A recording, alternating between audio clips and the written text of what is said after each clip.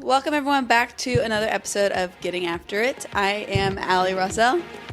And I'm Brett Rossell. And just as it sounds, we like to get after it. That's pretty good. Not bad. That's how we start Siblings in Crime, my brother and mine podcast. But if you like true crime, go check it out. It's good stories. Fun stuff. We're True Crime. We come out Wednesdays. However, we're on Getting After It, and I'm with my husband.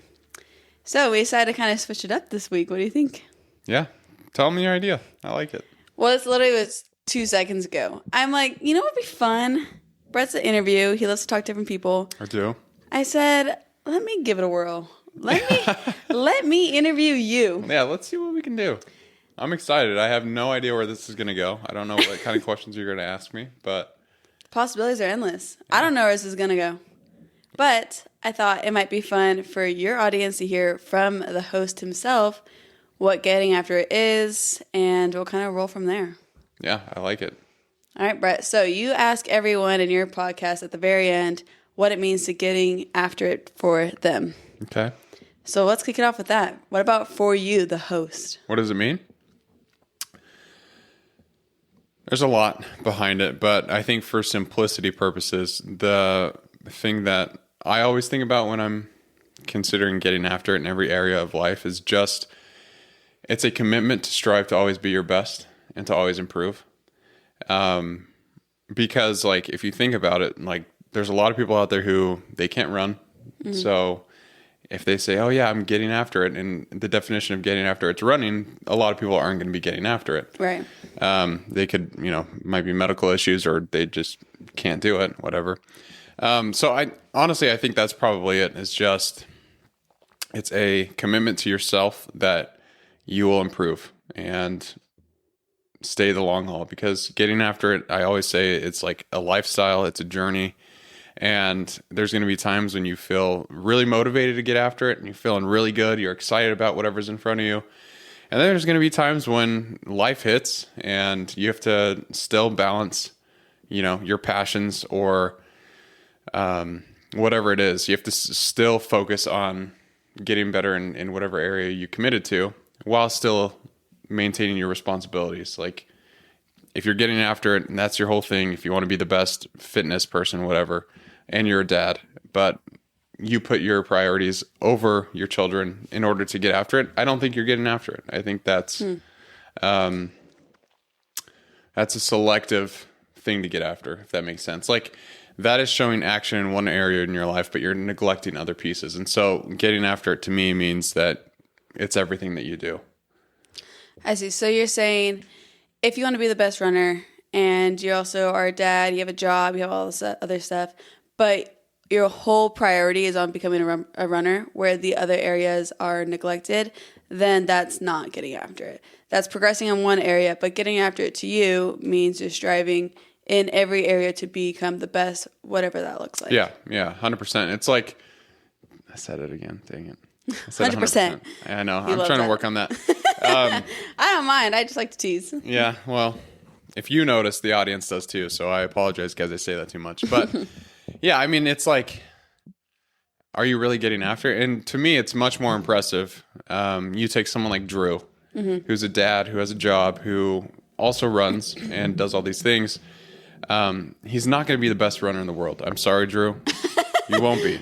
I won't be the best runner in the world, because it's like we are regular, everyday people who try and strive to do our best in those areas. Mm-hmm. And you can't compare someone who literally that's their job, is to train and to work out and to, like the Olympians. That's all they do. Right. And they have the best protocols, all this stuff.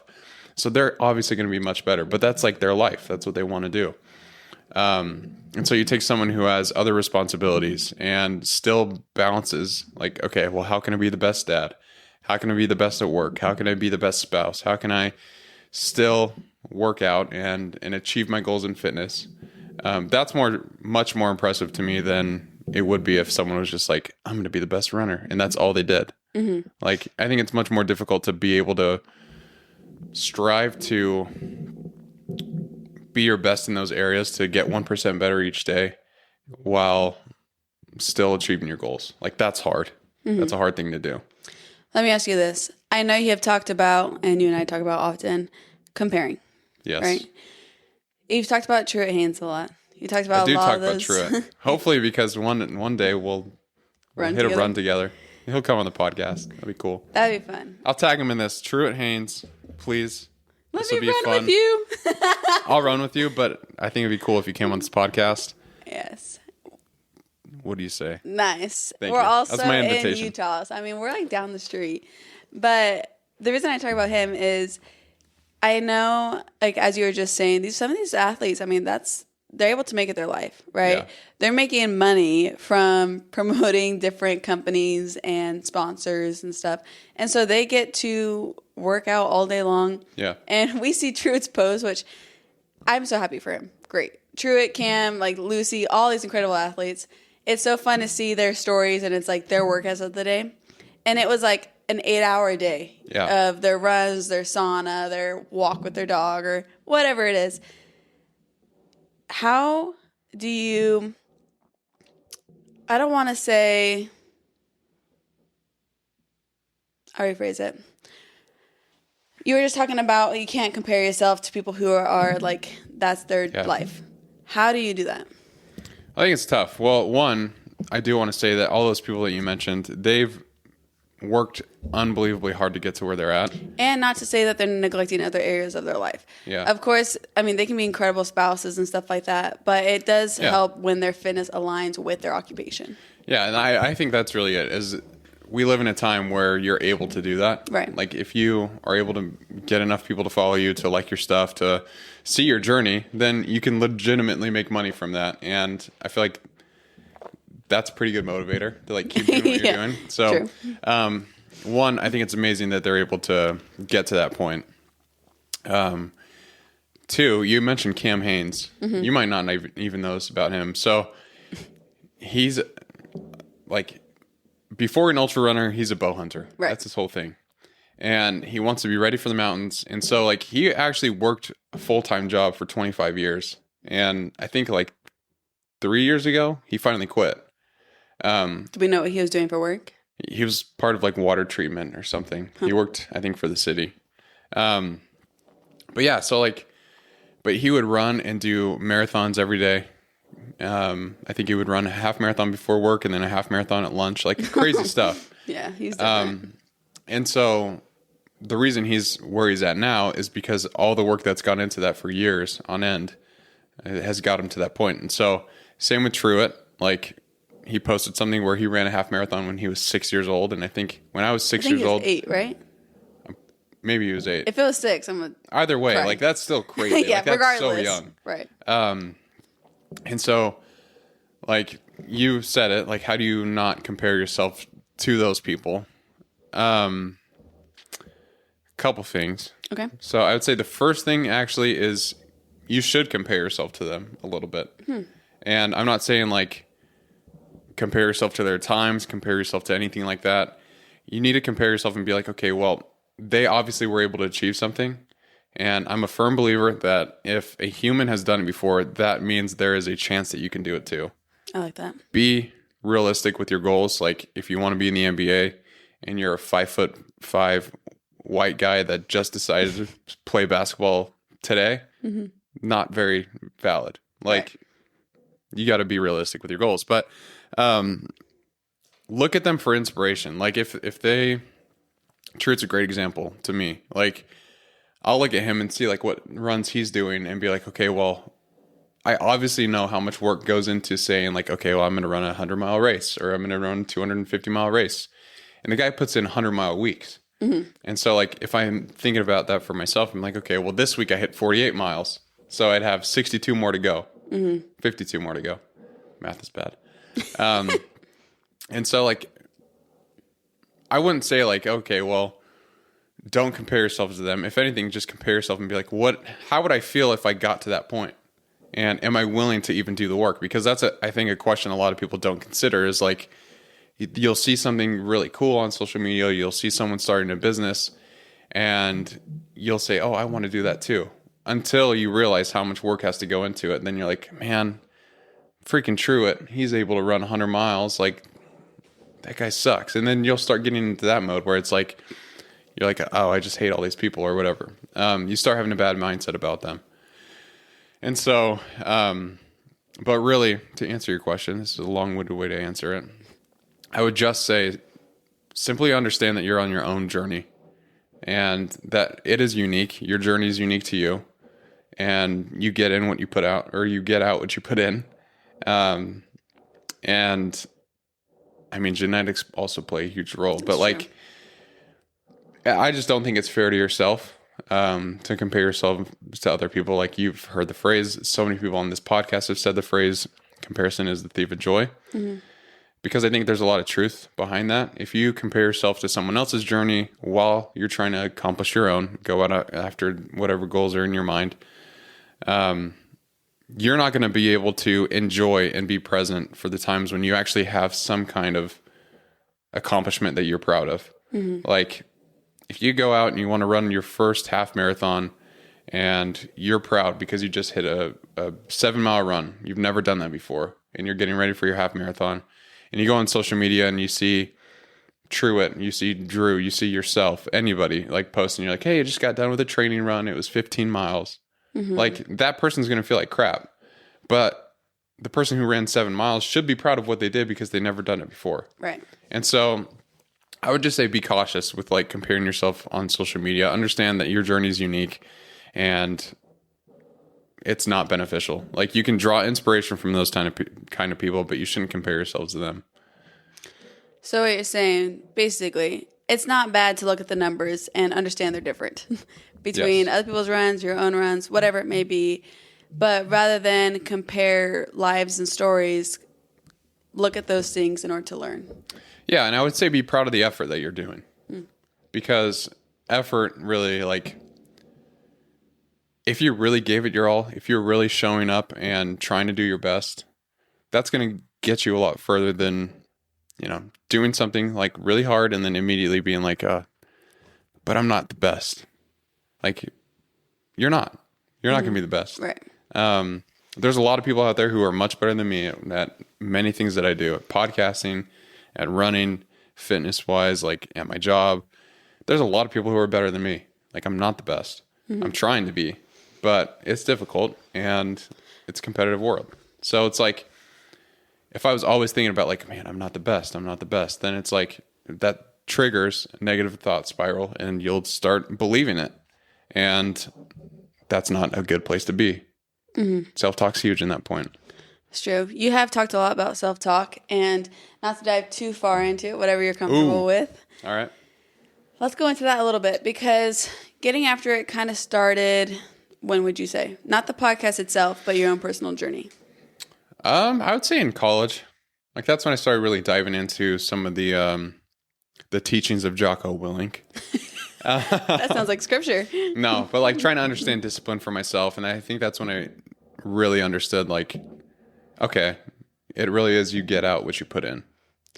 How did your lifestyle look different before learning these lessons and then since then?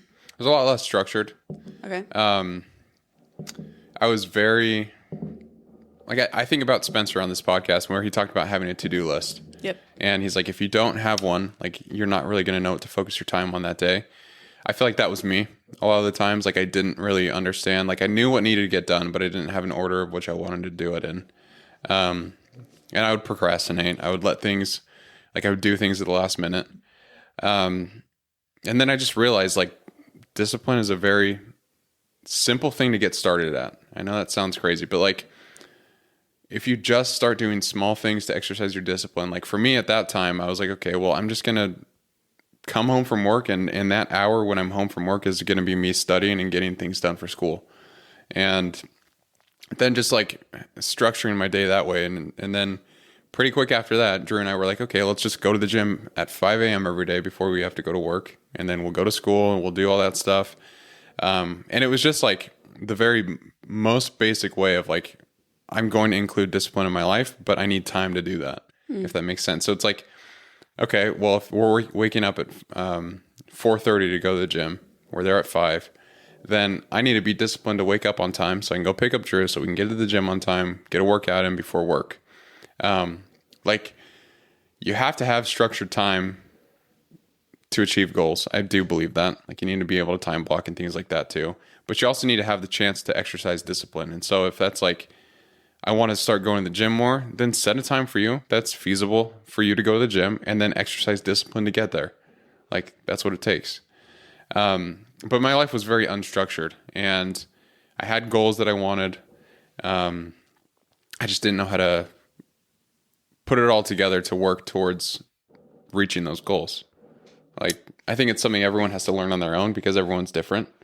But at least giving yourself a chance to experiment with discipline, experiment with consistency, like figure out where it fits in your life and where it makes sense that you can stay consistent, because that's the most important part.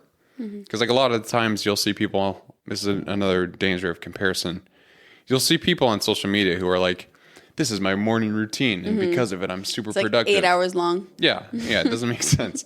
Or like, this is what I eat every day for my meal prep. Or I read 50 pages. Like, and so like, you might think, okay, well, that person's very productive. That person looks really good. They're obviously fit, whatever it is. And you'll say, I need to be doing those same exact things. But in reality, it might not work for you because that person built a habit that they can stick to. And so you have to learn to do the same for yourself.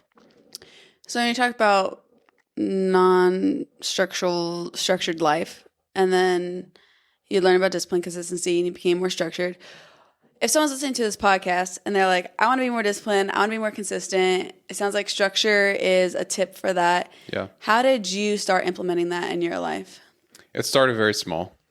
Did you have like a calendar, a alarm clock for different things? Like, what was your alarm clock? I don't know.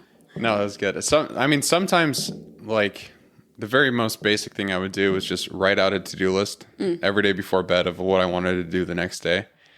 And prepare. Yeah, so it's just preparation. Okay. And really just like understanding that. And then now I'll plan out my day, but also put things in my calendar so I don't miss them. It's really like, I don't know, I'm very good at forgetting things. And if it's not written down or if it's not somewhere where I see it, I will forget about it.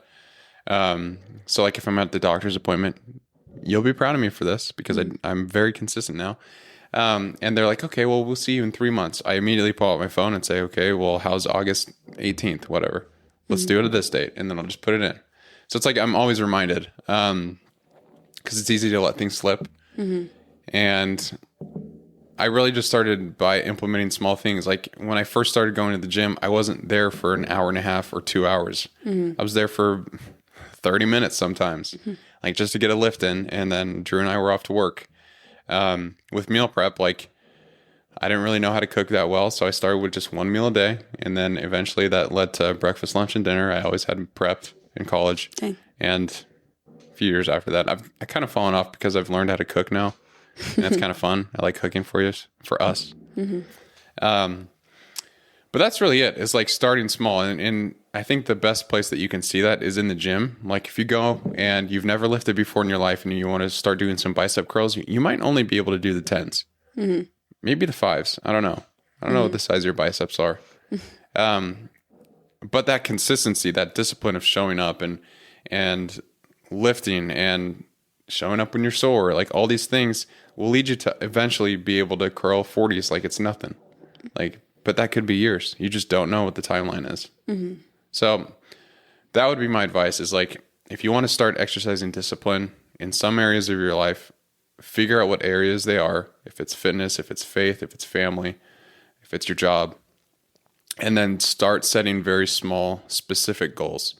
Like the procrastination podcast that I have written out.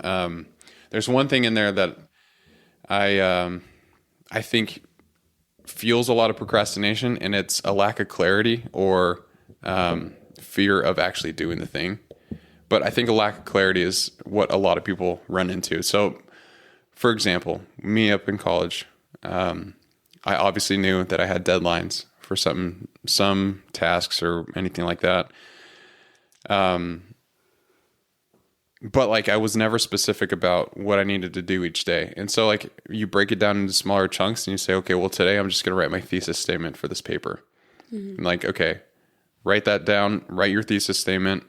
And once you figure that out, think, okay, what's the next thing I need to do in this project? Maybe it's like, okay, I have to write the first 2 paragraphs. And then the next day you write down your goals, or finish the 2 paragraphs.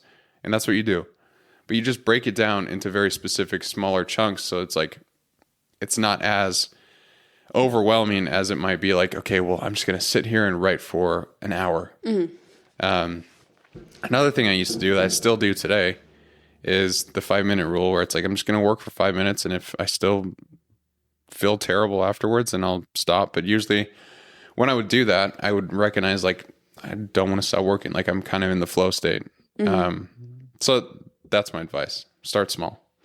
Sounds like what you're saying, as far as structure goes, sounds like finding the non-negotiables in your life. What are the things that you want to be disciplined in? What are the things that are most important? Taking the 1 or 2 things in each category, breaking it down into bullets and points of smaller chunks, and focus on those first. Yes. I love what you said about the non-negotiables real quick. Because like you mentioned Cameron Haynes, and he's someone who's unbelievably accomplished. Like it's incredible. He's done so many things. Yeah. And great kids too, sounds like. Take a guess at what his to-do list is every day. I would assume run. That's one of them. Okay. I don't know what. Lift, run, shoot. Oh, duh. That's all he does. That's and he says, I should have guessed. He's like, I don't have to have it at a certain time. Like I don't have to lift at 5 a.m. and run at 6 a.m. and shoot like at 8 a.m. He's like, I just have to get those done every single day.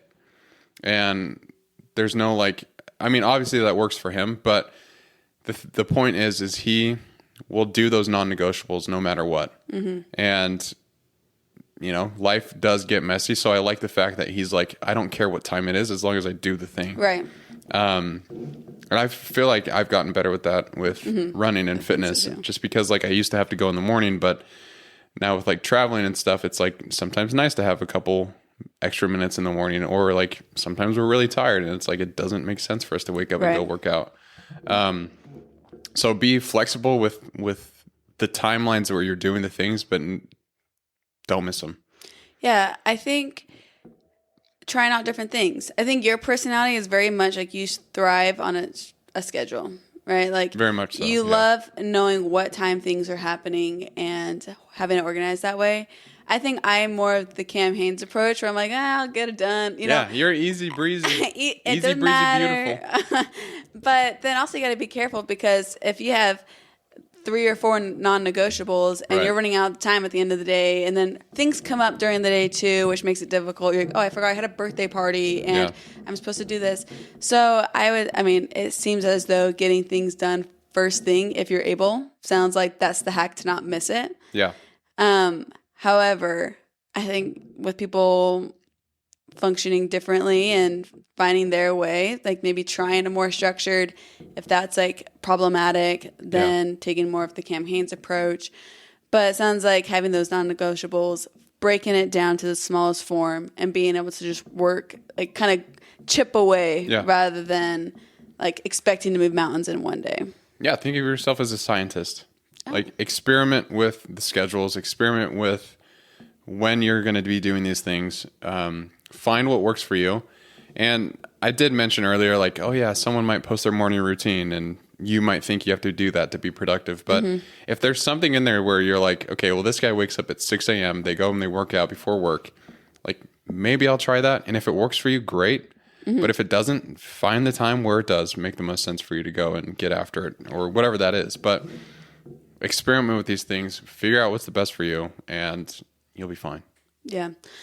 I just lost my train of thought. I was going to say... Bring it back. Bring it back. Dang it, it just left like immediately when I opened my mouth. It disappeared? It's faded into the air. Where'd it go? Bring it back. I can't. But it's gone. That's okay. Well, I wanted to say, or not related to what I was going to say. I don't know what that was. But I was going to ask you, you've obviously seen both sides. You talk about Fat Brett a lot. You talked about this non-structured side before college. Like, how would you say that has changed your life? Becoming more disciplined, being more consistent. What is that doing for you on a day-to-day basis? That's a really good question. I feel like it does a lot for me. It's a much more difficult lifestyle. Yeah. As far as busy seems. I mean, yeah, busy maybe, but like, I think it's just, if you decide to always improve and always try and get better in whatever area it is, like, it's hard. It requires discipline. It requires consistency. And little fat Brett, who was the coolest kid. I wish I knew him. He was so cool. But like, didn't really care what kind of foods he ate and didn't really care how he spent his time. So like, I'd read still. Like, I always read at nighttime, but like, you're always a nerd. It's okay. Yeah. I'd play video games. Like, I wouldn't really care about school. I would eat frozen meals all the time. Like, frozen meals. And I'm sure like at the time, I didn't think anything of it. I was like, this is great. Like, life is awesome. Yeah. It's a breeze. And so like, I feel like I could still be in that trap. But the difference is like, I know what it's like to get after it. I know what it's like to have the confidence come from doing hard things and being prepared. And I know what that feeling's like. I also know how like my body feels better if I'm eating well, if I'm working out, and if I'm taking care of it. Like, my mind performs better. And so like, that's really it, is like, I've experimented with both. Mm-hmm. I've had times, even like recently, where like I won't do as well as I want in the gym, or like I'll eat crappy food and feel sick. Or like, by crappy foods, he means he eats too many rice cakes and too many granola bars. I haven't seen you eat crappy food. All I mean is like I'll binge on those things and I'll feel terrible the next day. And like, I'm just like, that's a simple thing for me to be like, okay, there's evidence that this is obviously not good for me. Mm-hmm. And mind you, I am eating a lot of those things when the time comes, but I try not to. And so, yeah, I mean, I've had both experiences, and the confidence that comes from pushing yourself and being proud of the work that you do, and then with the hope that you will become a better person, like, that's kind of what I'd rather live on. So there's some people who don't care about getting after it. And I've mentioned before on this podcast that it's not a lifestyle for everyone. And those people, they just want a different life. But I think this is for people who, if they want to improve, if they want to get better in whatever aspect it is, like, you need to start exercising some discipline and putting structure to your day, figuring out what your non-negotiables are, and being religious about making sure that they happen. So, I like that. So you've seen the fruits of living this lifestyle, and they are good. They're good. They are delicious to taste, huh? I mean, they are. Best example is you. What? Yeah, because I started this podcast, you reached out, and now we're married. Okay, keep in mind, I was reaching out years before you started the podcast. I know, but you said something really nice to me. So. And that's really what won you over. That's what did it. That's so I was like, funny. This girl, she likes my podcast? Damn. Well, actually, well, yes, I did. And yes, I still do. But it was pretty bad at the beginning, so you're lying. I supported you regardless. I just want to be a good friend. I love being everyone's number one cheerleader. But that's what I wanted to ask, is because you've seen your confidence grow through being more disciplined, through living this lifestyle. How would you say your confidence was, if you don't mind me asking? Fat Brett? No, not Fat Brett. Even like since the beginning of you starting just being more disciplined and where you are now. Because that's going to be a roller coaster. I know, like you were saying, there's times where it's like up and down, where maybe you're not hitting the workouts you want to, or maybe you're slacking a little bit on healthy eating. And so since you decided, I'm going to be more religious with my structured schedule and with my eating habits and my working out since then in college, and where you are now, that you've talked to all these people, you've really dialed in on what getting after it means to you, how has your confidence in yourself either evolved or changed, or has it at all? A ton. Yeah. It's been really unbelievable. Like, I've always been, I think, someone who's insecure. Like, when I was Fat Brett, I'd go swimming and wear a shirt. Like, right. That kind of thing. That's why I was wondering, because, I mean, Fat Brett, it makes sense, kind of, no offense, that you're a little bit more insecure. Like, if you're not living a healthy lifestyle, that usually goes hand in hand with a little bit more of insecurity. But the whole getting after it time, I'm curious if your confidence has grown, or if it kind of stays the same if you've been doing the same stuff. Yeah. It's definitely grown. And I think the reason being is I've made more of an effort to pursue the things I'm interested in. Because I think about like when I was at Swello, I was so good at marketing. I was really good at ads. Like I could get your ROI up to like 12. Whatever that means. Chunk cookies, He crushed it. their ROAS, return on ad spend, was like 24. So every That's dollar so they'd awesome. spend, they'd get 24 back. Anyways, I was I'm really proud of good you. at ads. Okay. Good. But I didn't get any confidence from that because it wasn't anything like I wanted to It's a good pursue. And so I think like you can get good at something and not get any confidence from it. Like another thing too, like I was so good at Halo as a kid. You should be proud of that. Unbelievable. He was ranked. Yeah, I mean, I don't know what the ranking specifically It was like was, but 1 million, but that's a rank. no, it was good. kidding. But like even then, it's like okay, well, the only time I would ever be confident with Halo is like if I was actually playing the game, Right. Like going online. Like that confidence isn't going to bleed into other areas of my life. And so, I think yes, everything I've done with getting after, I have gotten more confident doing them. Easy thing to do is go back, listen to episode 1 of this podcast. I'm not confident. I'm like, hi, this is Brett. You were just a little boy. Thanks for listening to the podcast. It was And not I'm good. like, I'm going to message that guy. Yeah, you're like, this guy's nice. But now it's like, okay, well, it's just we're having conversations. Like I'm telling people things that I'm interested in, and the confidence has come from doing the reps, honing in the message of the podcast, like, and because it's something I believe in. And so like I get confidence from this thing because I'm like, hey, listen, this is important to me. Like hopefully it resonates with someone, but like I'm confident that this message is going, like it aligns with everything that getting after it's about. Right.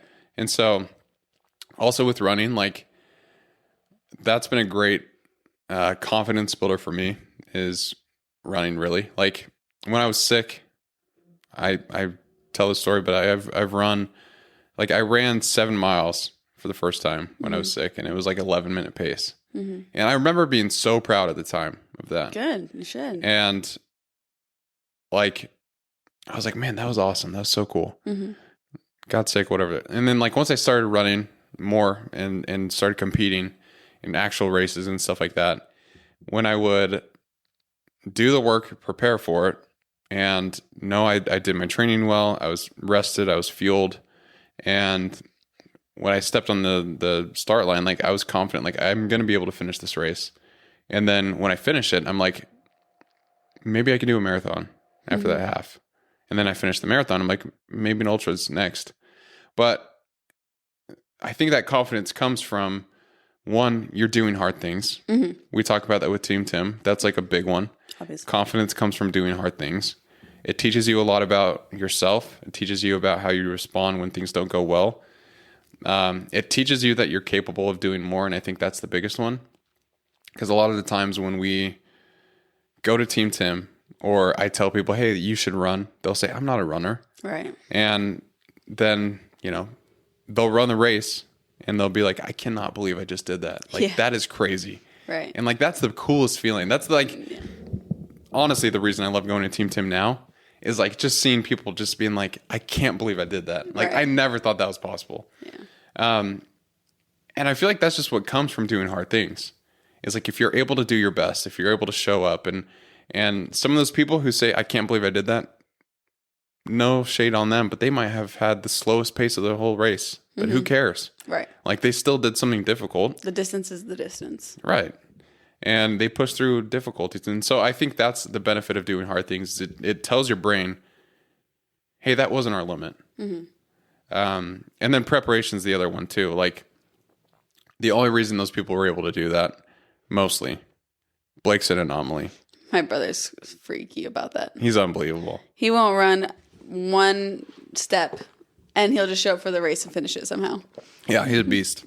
But like, He's an anomaly. he's an anomaly. He's always last, but he's there. Yeah, and it's impressive. And we love him for that. Yeah, but like, the confidence that comes from preparation is like, did you do all you can to get ready for this moment?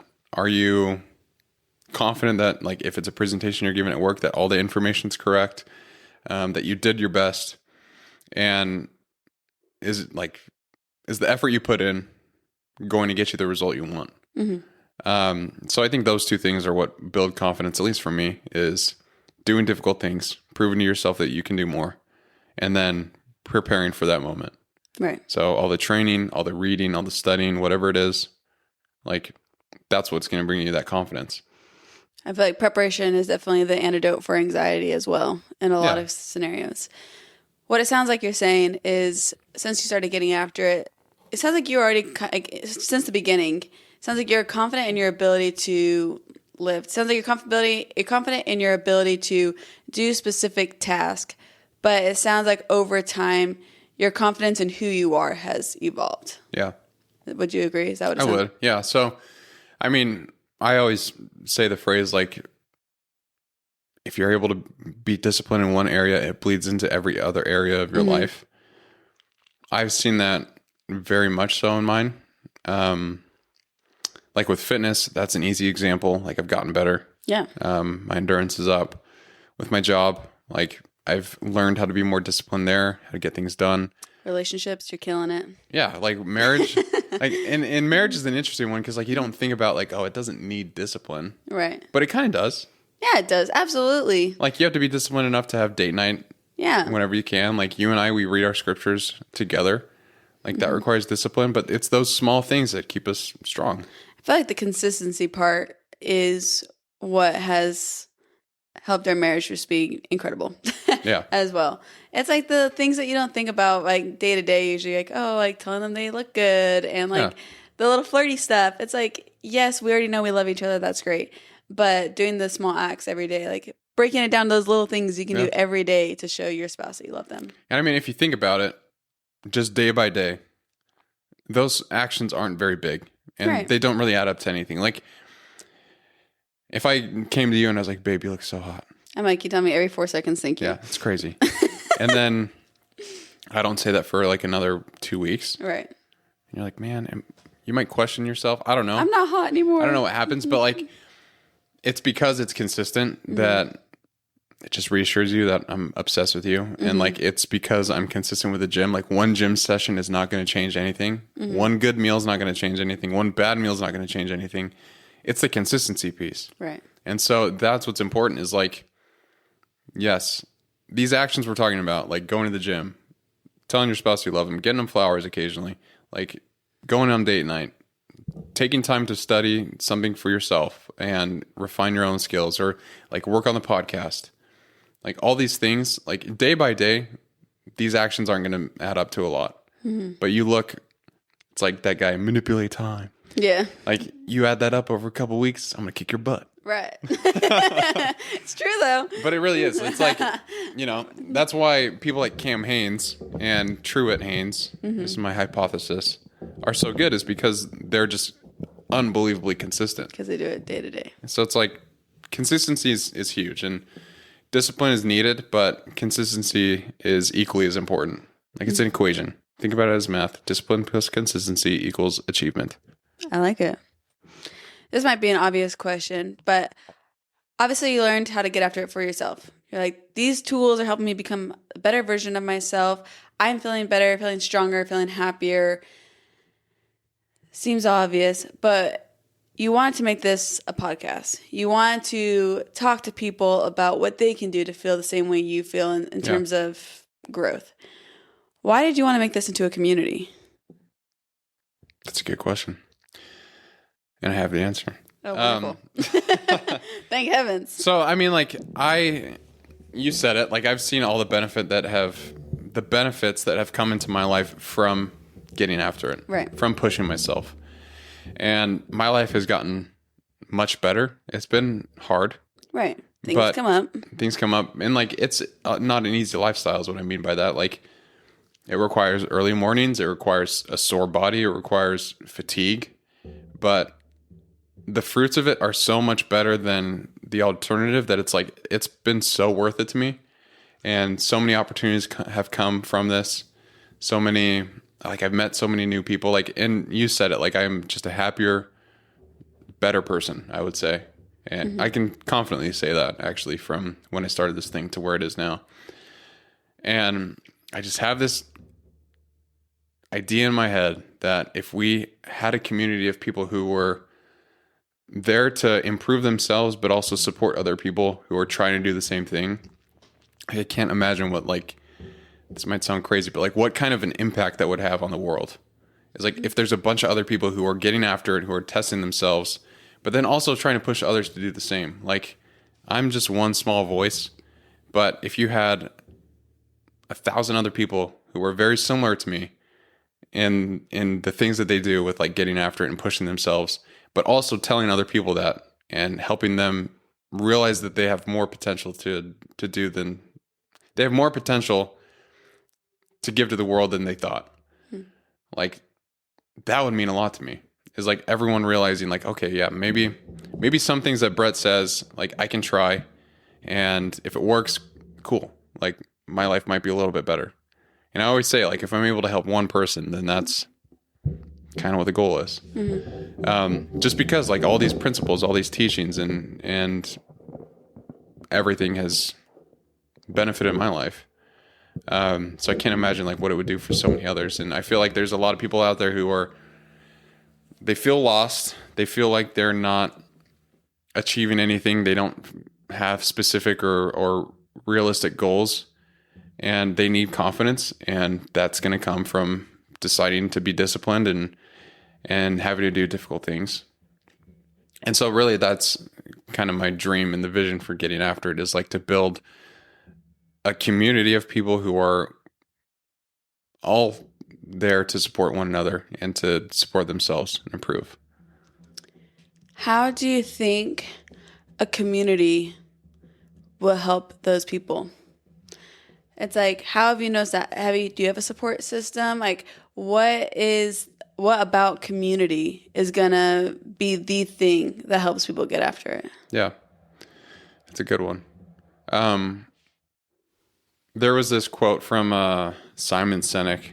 He was on Chris Williamson's podcast, and he said, I think his definition of community was a group of people who are committed to supporting each other. And I mean, the reason I wanted a community and I want to build it is because like I had so many questions as I was on my own journey of like, okay, well, this isn't working for me. I need something else. Or like there wasn't a lot of people who I could reach out to and be like, man, this sucks. Like I had my coach, right, and I had you, and that was about it. Like, man, I'm struggling in the gym. Like, I don't know what to do. I'm feeling pretty weak. Like all these things come up. There's a lot of questions to be answered.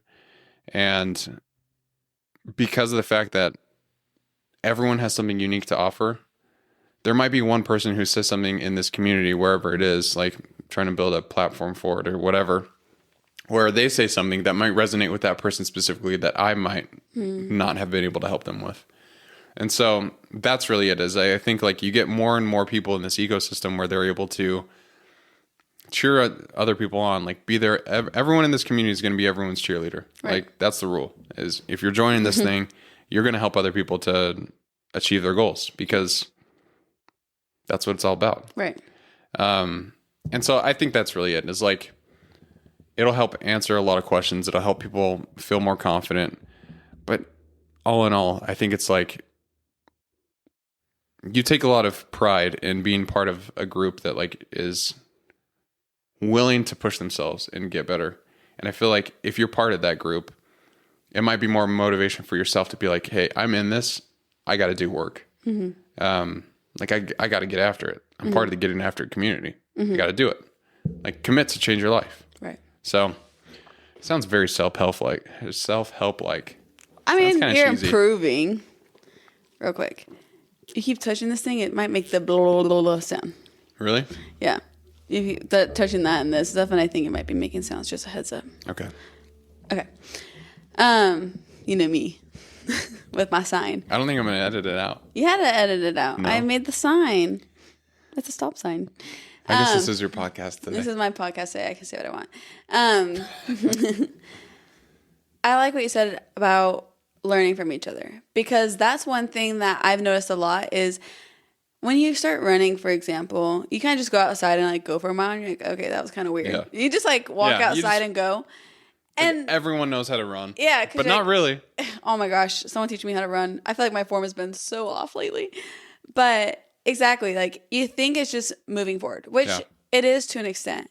However, then you talk to other people who are big time runners. You talk to physical therapists, you talk to doctors, you talk to like anyone with any type of other experience. And you're like, oh, I'm supposed to be stretching before and after. Oh, it's better to do dynamic stretching before and static stretching after. Oh, I need to do hip mobility. Yeah. I need a foam roll. Like all these things that if you aren't involved in that community, if you're not around other people who have more experience than you, you may be getting injured faster. You may hate running because you're like, I can't do it because it hurts every time. Yeah. Well, it's like, it hurts for everybody, but why does it hurt for you? Because there's 5 things that you're not doing that all the other runners are doing that aren't hurting. Yeah. And so being able to learn from other people in a humble way, because it's such a humble thing, joining groups or being part of different friendships and communities or whatever you want to call it, and being like the dumbest one there. Like there's so many benefits from that. I think it's kind of like a shy thing where you're like, I don't want to be the dumbest person in the room because then you look like the dumbest person in the room. Right. However, it's actually the best thing ever because you're in a position where you can learn from everyone around you. Yeah. And it sounds like being in the Getting After It community, learning from other people, and you yourself will have experience. Like, oh, like I've noticed that I like to take cold showers after and it really helps me, whatever. Like maybe you're doing something completely random that is going to help somebody else who's like, oh, maybe that's a factor for me. I think that's what's been cool about social media. Like we give social media a ton of hate, rightfully so in a lot of ways. However, that's the only part I like, really. Yeah, if I say, however, it has a lot of benefits. Like one and probably the biggest being you're learning from literally everyone in the entire world. There's people in Africa, they have a hack to being great runners or something. And then you in small town Gilbert, Arizona are learning from this random person. Yeah, no, it's cool. It's unbelievable. Yeah. It's unbelievable. And being able to create a community where people can go and know that they're in a safe place where they can ask all the seemingly dumb questions or they can be inspired by other people. I think that has been one of my favorite things is I'm not a very fast runner. I'm your average Joe, but I love being married to you because I don't feel any jealousy. I don't feel competitive. You're a boy. You're 6'3". I'm 5'5". You know, like I'm not expecting me to keep up with you. Yeah. But it is inspiring for me to be able to see you and get up at 5 a.m. and you're hitting the trails. And I'm like, oh, dang, I should be doing that too. And not out of a place of like self-hate, but out of a place of, dang, I love this person and they're doing all these incredible things and I see what they're doing to become incredible. I can follow those footsteps. I can do that thing. I can get up. I can go run. He's getting the salad. I'm getting the hamburger. Maybe I should get the salad next time. Like I can see and witness it and not come out of a place of spite, but of like, you're paving this path for me that is so clear. And I think you're doing the same thing with your followers where like, I have gone through the hard work. I've done trial and error time and time again to see what works for me. I'm paving this path. If you want to follow it, let me show you what I'm doing. Yeah. And maybe they go off on a different trail and be like, hey, this is working for me. And maybe some people follow that trail. Like that's what's working for me. Yeah. It's very inspiring to see what you've been doing with, like, obviously I talk to you day in, day out about this stuff. Like I'm able to be in a situation where this is our dinner time conversations. Like we could be eating our meal right now. This is what our dinner table sounds like. That's pretty accurate actually. Yeah. And so it's nice to be able to be so involved and to learn from you. And I hope a little bit you learn from me as well. Very much. I learned way more from you than you learned from me. But what I mean is it has been very incredible to see how much you care about other people's success. Yeah. And I think that's what incredible people do. Not to toot your horn, but I'm going to toot it. Yeah. Well, I'm not perfect. I'm not saying you are. I'm not the best. Trust me, you have a lot of flaws. I'm just kidding. I do.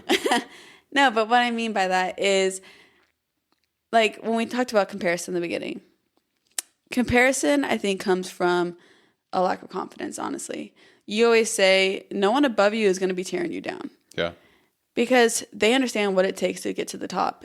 And people who are doing well, who are thriving, they want to help other people reach to these high peaks as well. Yeah. And so if you find yourself comparing, or if you follow the Getting After It podcast, the podcast or the Instagram or the community, whatever, if you find yourself feeling jealous or like you're comparing a lot, it seems like that's when you need to make that change to be like, no, I'm going to try and learn. I'm not going to bring them down. I'm going to do all I can because this can help me as well. And it seems like that's kind of like the group that you're creating, a place of support and tips and just growth in general. And friends. And friends. Yes, the support. And let me ask you this. Why is that so important this day and age? Why do we need that? Because I don't think you get it a lot. I think when you're on social media, it's very superficial interactions that you're having. Like, not a lot of them are deep. And the idea behind Getting After It is like, this would be honestly the dream is like, there's some people in the community who are like, hey, I'm going to go run on Saturday. And anyone's welcome to join. And then like 5 people show up and run with this guy. Yeah. Or gal. It doesn't matter. But like, it's hard to have like actual connection with people. And I mean, part of Getting After It, like down the line, like I want to do events and do running and that kind of thing. And like have people come and meet other people who are very similar to them. But connection's really important. After talking to Dr. Kim Buck, she was saying that like connection's one of the most crucial things that we need as humans. And like COVID, social media, all those things kind of messed up our human connection. And now it's like, it's hard to get that. And then there's people out there who were like me before we got married, who are just alone and don't have, like I lived by myself. I'd go to work. I met people there. Like I would talk to them, but then I would just go home and like I had nothing really to do. And that wasn't easy. And it's not an easy situation to be alone in. And I feel like when you're starting a journey, whether it's a fitness one or a profession or like a personal progress one that you want to focus on, there's going to be times when you feel alone because like you said, there's also going to be people who might have their own opinions on what you're doing and might say, that's stupid. Like you're running, that's dumb. Really, those people are just losers. They want an excuse. They want to have other people, not succeed. And they're just losers. Like crabs in a bucket. Like, get out of there. Jump out of that bucket. Like if someone tears you down, you can immediately say, you're probably a loser. I stand by that. But that's really why is like building in a community. I feel like a lot of people feel alone on journeys like this. They don't feel supported. They don't feel like they can keep going on days when their minds are telling them, hey, I don't want to do this anymore. And they're tired. They might listen to that feeling. But if they jumped on this community and they're like, hey guys, I'm feeling exhausted. I'm tired. I haven't seen any progress. I guarantee you, everyone would be like, hey, that's what happens. Yeah. You got this. Don't stop. Like, stay consistent. Like, you keep going. And that's, I think, what's important. And I feel like that's very missed in the world. With your desire to make a community, does any of those feelings of the loneliness and the lack of support kind of resonate with you? Were you like that prior? Like, is that any of those feelings the reason why you wanted to start this? Yeah. I mean, the podcast, the whole idea of this came from listening to like Jocko and Joe Rogan and all these random people when I was sick and I couldn't watch anything or read anything. Probably your most lonely time, I would guess. It felt very lonely. I literally thought I was dying. That's so sad. So yeah, definitely that time. And then, like I said, like I had a lot of questions when I started my own journey. I didn't know what I was doing. I didn't know really how to run. Like that is something you actually have to learn how to do. I know. That's so dumb. Didn't know anything about fueling. Didn't know anything. So that should be natural. That drives me nuts. I mean, I think it is, but we sit a lot, and then that becomes our more natural state. Oh, I hate that. Yeah, it's weird. But yeah, I mean, I just think I have felt that too many times in my life, that lonely feeling of like, I don't know who to turn to, or I don't know if I'm doing this right, or I feel alone in this journey. I have no support. because that's a sad reality of a lot of people is they don't have a support system. And so if we can make that for them, if we could be that support for them and help them reach their goals and build their confidence and have them look in the mirror and be like, I'm a different person than I was a year or 2 years ago. Like that is the goal. That is what I hope it becomes. I love that. You kind of touched on it for a minute. You talked about a little bit of the future of getting after it, like events, stuff like that. What do you kind of see happening with getting after it? What are these events you're talking about, and what do you hope to achieve with your initiative you've been pushing? I mean, the future of it, the podcast will be more in depth. I'll have on guests. Like that's something I'm very passionate about, is I want to have guests on because everyone's story is different. And like we were talking about, someone might say something that I couldn't have said that resonates with the person listening. So I want to have more people on So if you want to come on the podcast, if you have your own story, please let me know. Let them know. If you know somebody that has a very crazy, interesting life story, something that we can learn from, let Brett know. Always. You're getting after Everyone has a story. Everyone has a story. You're getting after it co on Instagram. Gettingafterit.co. And TikTok and then Brett Rossell. Keep gettingafterit.com. You can email me. Oh yeah, keep getting after it.com. But yeah, I mean, I envision races that we do. I want to start off with a 10K, going to a half marathon. If I can do a Getting After It marathon, that would be a dream come true.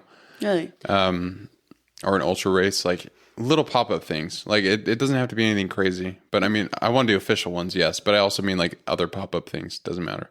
Like have a pop-up tent. But I want to have races be a part of it because there is like every time I go to Team Tim, it's like I'm friends with all those people. I don't want other people to experience that and run with their friends. I mean, obviously shirts, they're coming out, merch. Woohoo! That'd be cool. But really my whole thing is like, I know what these principles have taught me. I know what they've done for me in my life. And I know they can have the same effect on other people if applied.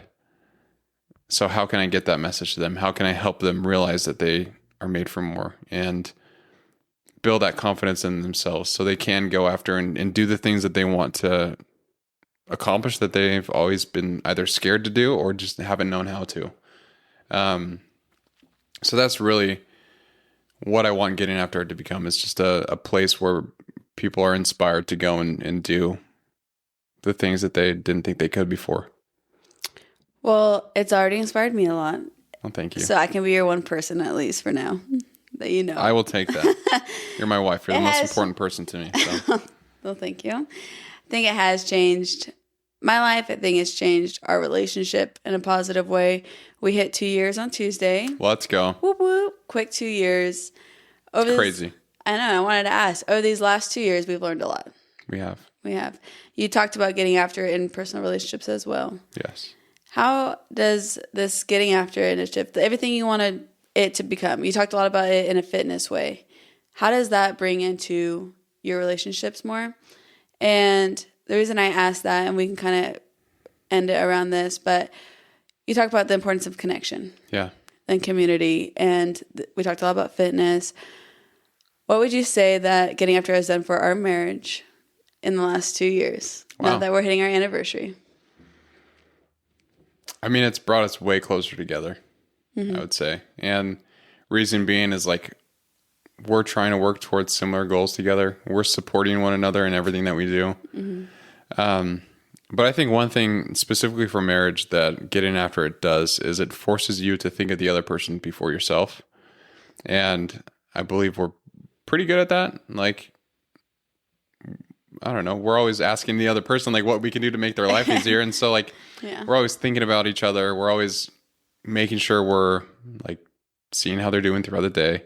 Like, it's just the little things that add up. But I would say just the most important thing that Getting After It has done is just like taught us how to be consistent in our marriage and our routine and always make time for one another. Because if you start losing that, then you start forgetting the person who you married or dated. And it's like, you always have to be dating. I think that's an important rule. You always say that. Yeah. We're still dating. Yeah, we are. Sometimes you just say like, oh yeah, it's like we're dating again. I'm like, we are. We are dating I'm all the sorry, time. I'm sorry. Well, sometimes you tell me things that I never knew about you. So That's true. but that's what I would say is like it teaches you how to be consistent, and it also teaches you how to be selfless, because like as funny as this might sound, this is going to be a weird analogy, but like if you're out on the trails and you're running up the mountain, Right. and you're super tired and you're exerting a bunch of energy, and that's hard. And then if your wife is like, "Hey, can you go get me some water?" That's pretty freaking easy. Go get the water. That's so funny. So like go do snuggled difficult up in things. bed. So when your wife asks you for small things, it's easy. That's so funny. That's the rule. That's a life hack right there. That's it. Go do hard things, push yourself, make yourself want to throw up, and then anything your wife says will be easy. You just solved all marriage issues. There you go. You heard it here first. No, the reason I ask is because we talked a lot about just getting after it. Obviously, the whole podcast is getting after it. The reason I want to talk about this is because obviously you're the Getting After It Host podcast. And I thought it'd be fun to kind of interview you this time to be able to see more into your mind of what you hope this to be, why it is what it is. And I've seen it. You've been incredible being able to do it in your physical and your emotional relationships and all these different categories. And I'm able to be a witness to the benefits of living with someone who gets after it and being one who strives to get after it. And so it's fun for me to kind of hear your perspective on what all this is for you. And I'm excited for where this is all going. I think we have some big things coming up. Like you said, hopefully we have merch coming. I say we. It's kind of a Brett thing, but I'm involved somehow. You're 50% owner. And it's so fun for me. Yeah. But with the future events being more running focused, that's why I wanted to kind of end with it's still a relationship thing. It's still a community piece. There's so many different aspects to it, which makes it seem complicated. But when you boil down to one sentence, what is getting after it boiled down to one sentence? Did you just... I'm giving you a gesture. Yeah, you just did the hand thing? Give me that little. Give me it to me. All right. Boil down. What would it be?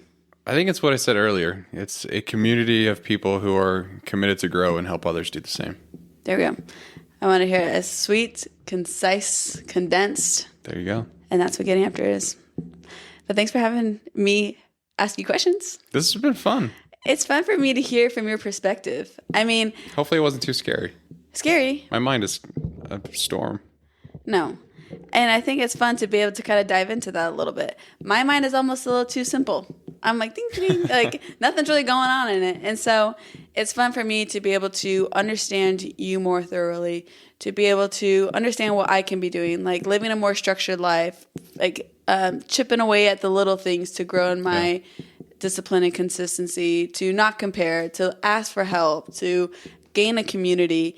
It's fun having this conversation so that my takeaways are to be able to do the little things in order to become a better version of myself. Yeah.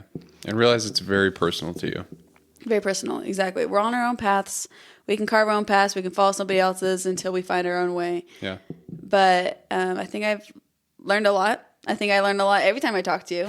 And that's why I wanted everyone else to be able to hear a little bit more of your voice. Well, I appreciate it. I appreciate you interviewing me. I wouldn't want anyone else to, unless it was Chris.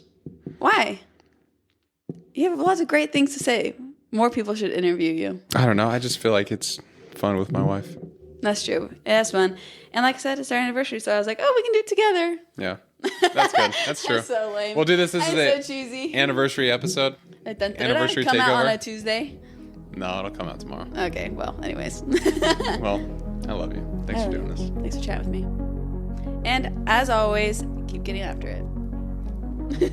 Nice work, baby.